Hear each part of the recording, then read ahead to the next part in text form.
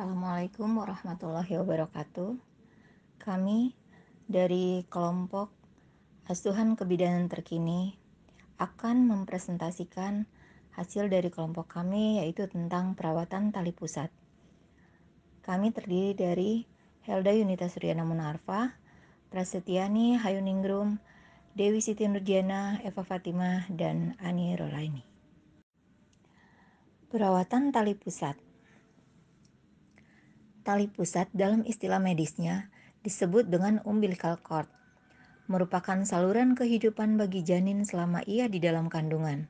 Sebab selama di dalam rahim, tali pusat inilah yang menyalurkan oksigen dan makanan dari plasenta ke janin yang berada di dalamnya.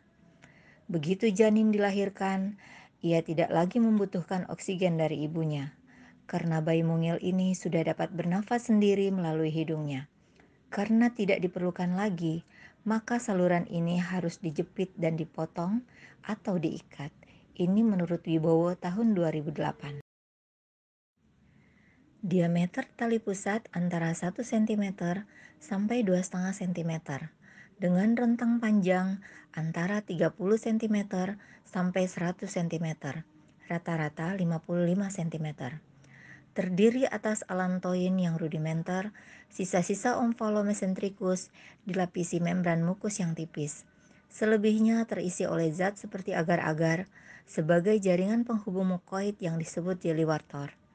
Setelah tali pusat lahir, akan segera berhenti berdenyut. Pembuluh darah tali pusat akan menyempit tetapi belum obiterasi. Setelah itu, tali pusat harus segera dipotong dan diikat kuat-kuat supaya pembuluh darah tersebut oklusi serta tidak perdarahan. Ini menurut Redmiati tahun 2010. Definisi perawatan tali pusat. Perawatan tali pusat adalah perbuatan merawat atau memelihara tali pusat bayi setelah tali pusat dipotong atau sebelum puput. Ini menurut Faisal tahun 2008. Menurut Hidayat tahun 2005, perawatan tali pusat adalah pengobatan atau pengikat tali pusat yang menyebabkan pemisahan fisik terakhir antara ibu bayi, kemudian tali pusat dirawat dalam keadaan steril, bersih, kering, puput, dan terhindar dari infeksi tali pusat. Tujuan perawatan tali pusat. Tujuan perawatan tali pusat adalah mencegah terjadinya penyakit tetanus pada bayi baru lahir, agar tali pusat tetap bersih, kuman-kuman tidak masuk, sehingga tidak terjadi infeksi pada tali pusat bayi. Penyakit tetanus ini disebabkan oleh Clostridium tetani, yaitu kuman yang mengeluarkan toksin atau racun yang masuk melalui luka tali pusat karena perawatan atau tindakan yang kurang bersih. Ini menurut Saifuddin tahun 2001. Penata laksanaan perawatan tali pusat. Pertama, peralatan yang dibutuhkan. 2 air DTT hangat, 1 untuk membasahi dan menyabuni, 1 untuk membilas. Waslap kering dan basah, sabun bayi, kasa steril, 1 set pakaian bayi. Yang kedua, prosedur perawatan tali pusat. Cuci tangan, dekatkan alat, siapkan 1 set baju bayi yang tersusun rapi, yaitu celana, baju, bedong yang sudah digelar. Buka bedong bayi. Lepas bungkus tali pusat, bersihkan atau ceboki dengan waslap 2-3 kali dari bagian muka sampai ke kaki, atas, atau ke bawah. Pindahkan bayi ke baju dan bedong yang bersih. Bersihkan tali pusat.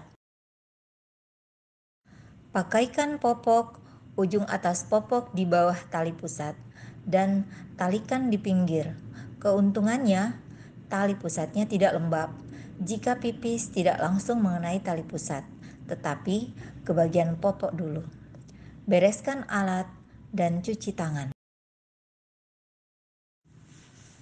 Ada 2 dampak yang berhubungan dengan perawatan tali pusat. Yang pertama, dampak positif. Bayi akan sehat dengan kondisi tali pusat bersih dan tidak terjadi infeksi serta tali pusat pupus lebih cepat, yaitu antara hari ke-5 sampai ke-7 tanpa ada komplikasi.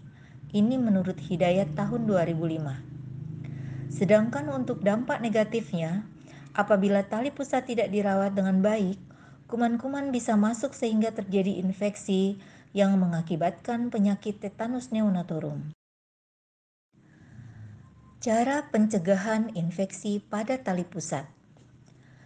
Penyuluhan bagi ibu pasca melahirkan tentang merawat tali pusat. Memberikan latihan tentang perawatan tali pusat pada ibu pasca persalinan. Instruksikan ibu untuk selalu memantau keadaan bayinya.